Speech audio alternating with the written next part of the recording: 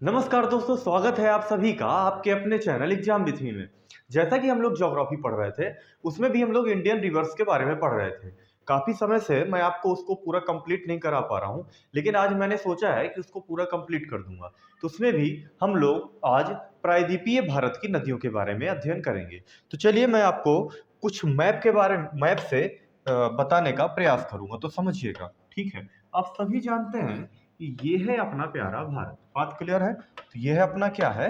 भारत है। अब मेरी बात समझना, बड़े ध्यान से देखना। यहाँ से कुछ एक इस प्रकार से नदी आती है और यहाँ पर आकर के बे ऑफ बंगाल में चली जाती है। ठीक है, आगे समझो। एक और नदी आपकी कुछ यहाँ से इस प्रकार से बहती हुई आती है और बे ऑफ बंगाल में इस प्रकार से चली जाती है। एक नेक्स्ट नदी की बात करते हैं, तो एक और नदी कुछ ऐसे आती है सर, और ऐसे आकर के बे ऑफ बंगाल में चली जाती है। एक और नदी की बात करें, तो एक और नदी कुछ इस प्रकार से आकर के बे ऑफ बंगाल में चली जाती है। सर, अगर मैं इनके नाम की बात करूं तो बड़े ध्यान से समझना। इसका नाम है महानदी। क्या नाम है सर? महानदी। इसका नाम है आपका गोदावरी। इसका नाम है आपका कृष्णा। और इसका नाम है कावेरी। यहां तक बात क्लियर? तो आज हम इन्हीं प्रायद्वीपीय भारत की प्रमुख नदियों का विस्तार से अध्ययन करेंगे। तो सबसे पहले आप लोग हेडिंग डाल लीजिए महानदी के बारे में। हेडिंग डालिए महानदी। तो महानदी की सबसे पहले हम बात करेंगे। जब नदी की बात करते हैं तो ध्यान से समझना, उद्गम स्थल की बात करेंगे। उद्गम स्थल, तो ये निकलती कहां से है? तो ये आपके छत्तीसगढ़ के सिंगवा पहाड़ी से निकलती है। कहां से? मैं लिख देता हूं। छत्तीसगढ़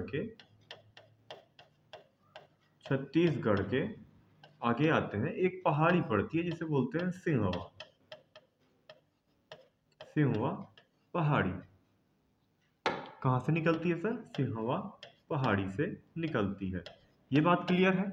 यह है आपकी महानदी। अब ये छत्तीसगढ़ से आगे आएगी तो एक अगला राज्य पड़ता है जिसे आप जानते हैं उड़ीसा के नाम से। किस नाम से जानते हैं? उड़ीसा के नाम से जानते हैं। ठीक है, और उड़ीसा से ये आगे आती है तो आपकी चली जाती है बे ऑफ बंगाल में।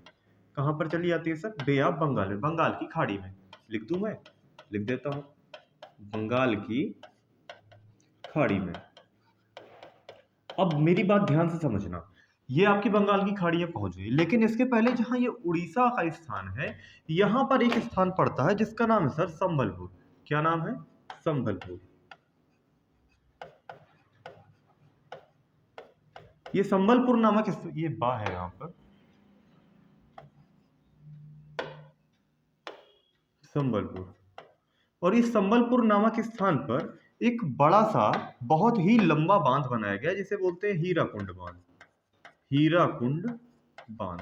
हीराकुंड बांध।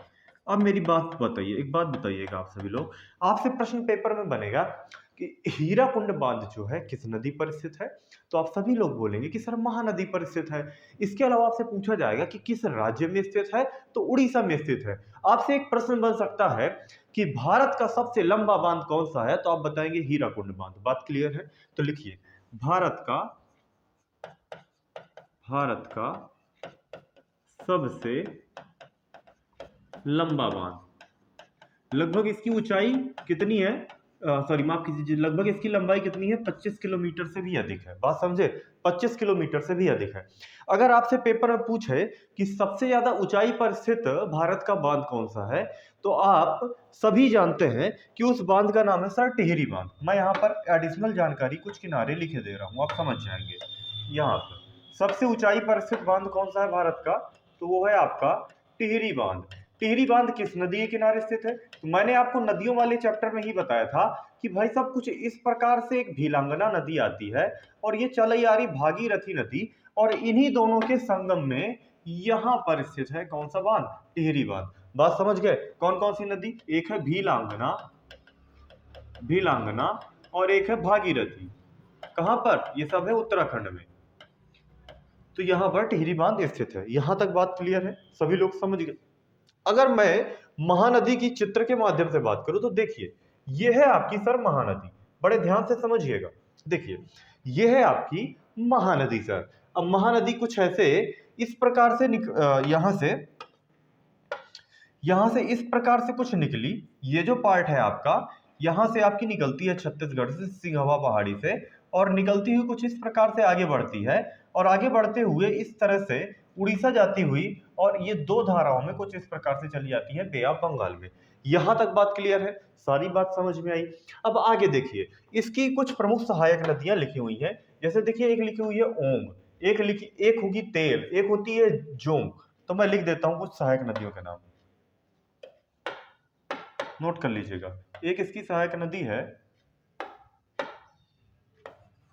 ओंग, इसके बाद एक होती है तेल, एक पैरी नदी है। ये कुछ इसकी प्रमुख क्या है, सहायक नदियां है। ओंग हो गई, तेल हो गई, एक पैरी नदी करके जाती है। तो कुछ नदियां हैं जो इसकी क्या है, सहायक नदियां हैं। बात समझ गए? बताओ भाई, समझ में आया सभी को महानदी के विषय में? और देखो, महानदी का अगर आप चित्र देखिए, ये देखिए, ये है हीराकुंड डैम। ये देखिए, ये है आपका हीराकुंड डैम। ये देखिए, ये इसका दरवाजा बना हुआ है। जब कभी यहाँ से, मतलब अगर मैं हीराकुंड डैम जो बना है ना, वो कृत्रिम झील जो है ना, मतलब कि भारत की सबसे बड़ी कृत्रिम झील है। मतलब काफी बड़ा है। इसका जो पीछे का पार्ट है, जहां पर पानी मतलब स्टोर किया जाता है इसका, वो बहुत ही बड़ा, मतलब कि कृत्रिम रूप से बनाया गया है, और ये बहुत ही बड़ा है। अगर मैं इसकी बात करूं तो ये सर 1947 से बनाना शुरू किया गया था, और 1957 में ये बन करके कंप्लीट हुआ था। बात समझ गए? यहां तक बात क्लियर है? और इसी डैम से पानी स्टोर किया जाता है। जब कभी छोड़ना होता है तो यहीं से इस प्रकार से पानी छोड़ दिया जाता है। सारी बात क्लियर? सभी लोग समझ गए महानदी के विषय में? तो चलिए नेक्स्ट नदी की बात करते हैं। हेडिंग डाल दीजिए गोदावरी नदी। ये देखिए गोदावरी नदी, ये चित्र भी बना हुआ है, मैंने बना दिया था पहले से। देखिए, ये आपकी कौन सी नदी है सर? ये आपकी गोदावरी नदी। तो पॉइंट डालिए गोदावरी, गोदावरी नदी। सभी लोग देख पा रहे होंगे। अब गोदावरी नदी की बात करें तो सर, इसका उद्गम स्थल कहां से होता है? इसका उद्गम स्थल, उद्गम स्थल। तो जब मैं सर इसके उद्गम स्थल की बात करूंगा, तो आप सभी याद रखिएगा कि महाराष्ट्र में नासिक नामक जिले के त्र्यंबक नामक एक गांव है, वहां पर एक पहाड़ी पड़ती है जिसका नाम है त्र्यंबकेश्वर पहाड़ी। तो वहां से क्या होता है, इसका उद्गम होता है। तो पॉइंट डाल करके लिखिए, इसका उद्गम स्थल कहां से होगा? त्र्यंबक, ये लिख लीजिए त्र्यंबकेश्वर, त्र्यंबकेश्वर पहाड़ी कहां पर पड़ती है? जो कि पड़ती है आपकी नासिक। और नासिक कहाँ का पार्ट है? तो आप बात करेंगे तो सर, नासिक की बात करेंगे तो ये है महाराष्ट्र। बात क्लियर? महाराष्ट्र से ये नदी आगे बढ़ती है तो आपकी पहुंचती है तेलंगाना में। कहाँ पहुंचती है? तेलंगाना में। तेलंगाना से ये आगे आती है तो आती है आपकी छत्तीसगढ़ में। कहाँ आती है बस सर? छत्तीसगढ़ में। छत्तीसगढ़ से आगे बढ़ती है नदी, और आकर के आपकी आंध्र प्रदेश पहुंचती है, और बे ऑफ बंगाल में चली जाती है। कहाँ पहुंचती है? आंध्र प्रदेश। किन किन राज्यों से होकर के जाती है, समझ गए? और फिर इसके बाद कहाँ चली जाएगी? बे ऑफ बंगाल। इसको बी से कर दो, क्या होगा? बे ऑफ बंगाल। यहां तक बात क्लियर है? अब समझ में आया? गोदावरी नदी के बारे में एक दो तथ्य और याद रखिए कि इसे दक्षिण की गंगा भी बोला जाता है। क्या बोला जाता है? दक्षिण की गंगा। तो पॉइंट डाल करके लिखिए, इसे दक्षिण की गंगा कहते हैं। दक्षिण की गंगा कहते हैं, गंगा कहते हैं। इसका एक दूसरा नाम भी है, इसे सर बूढ़ी गंगा के नाम से भी जानते हैं। किस नाम से? बूढ़ी गंगा के नाम से भी जानते हैं। ये बात क्लियर है? इसके अलावा एक पॉइंट और बन जाता है। तो अगर मैं बात करूं कि भारत में सबसे लंबी नदी कौन सी है, तो आप बोलेंगे गंगा। और भारत में दूसरी सबसे लंबी नदी की बात की जाएगी तो सर क्या होगा? गोदावरी नदी। तो पॉइंट डाल करके लिखिए, दूसरी सबसे लंबी नदी, दूसरी सबसे लंबी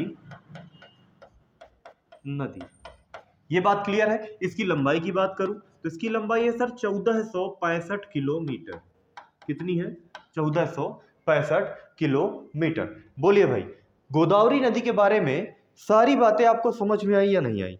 सभी तथ्य जो गोदावरी नदी से बनते थे मैंने सभी बता दिए। अगर इसको तुम देखना चाहो तो इसकी सहायक नदियों के नाम भी लिखे हुए हैं आपके, कौन कौन से, दुधना, पूर्णा, पेनगंगा, वर्धा, वेनगंगा, इंद्रावती। बात समझ गए? ये क्या है, इसकी कुछ प्रमुख सहायक नदियां हैं। इसको अगर चित्र के माध्यम से देखना चाहो तो देखो, ये है आपकी गोदावरी नदी। देखिए भाई, ये आपकी कौन सी नदी है, गोदावरी नदी। दक्षिण भारत में बहने वाली सबसे बड़ी नदी का नाम है गोदावरी नदी। बात क्लियर हो? चलो अब आगे बढ़ते हैं। नेक्स्ट, अब आइए हम बात करते हैं कृष्णा नदी के बारे में। कुछ इस प्रकार से देखिए, कृष्णा नदी का चित्र बनाइए। तो लिखिए अगला नाम, कृष्णा नदी। कृष्णा नदी, कृष्णा नदी के बारे में लिखेंगे। यह है आपके महाबलेश्वर, महाबलेश्वर नामक स्थान से निकलती है। कहां से? उद्गम स्थल इसका क्या है, इसका उद्गम स्थल क्या होगा सर? महाबलेश्वर नामक स्थान से निकलती है। और महाबलेश्वर नामक स्थान कहां पर पड़ेगा? महाराष्ट्र। महाराष्ट्र से ये आगे बढ़ती है तो आपकी पहुंचती है सर तेलंगाना में। कहां पहुंचती है? तेलंगाना में। तेलंगाना से ये आगे आती है सर कर्नाटका में, कर्नाटक में। कर्नाटक से ये आगे आएगी तो आएगी आपकी आंध्र प्रदेश में। कहां आएगी? आंध्र प्रदेश। ये बात क्लियर? ये सारी बातें समझ गए? देखो भाई, ये समझ में आई। इसकी सहायक नदियां ये लिखी हुई हैं, आप लिख सकते हैं। एक आपकी हो गई भीमा, आप कीजिएगा, ये पेन आपको दिख नहीं रहा होगा, लिखिए। एक आपकी हो गई भीमा, एक आपकी हो गई तुंगभद्रा, एक आपकी हो गई मूसी। तो ये देखो, ये कुछ क्या है, इसकी प्रमुख सहायक नदियां हैं। बात समझ गए? ये बात समझे? अब चलो इसके बारे में थोड़ा सा और देख लो कि देखिए, ये है आपकी कृष्णा नदी, ये है आपकी कृष्णा नदी। कुछ इस प्रकार से आपको ये दिख पा रही होगी, ये देखिए।